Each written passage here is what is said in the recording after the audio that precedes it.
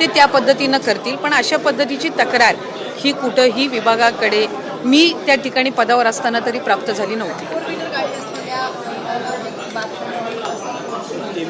नाही, ह्या ज्या सगळ्या आहेत या अफवा पसरवल्या जात आहेत.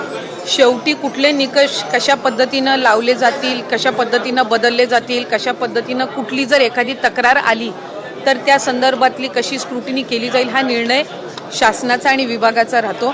त्याच्यामुळे अद्याप तरी त्या संदर्भामध्ये कुठेही चर्चा नाही, अद्याप त्या संदर्भामध्ये कुठेही चौकशी किंवा कुठेही त्या संदर्भातली कारवाईचा विषय झालेला नाही.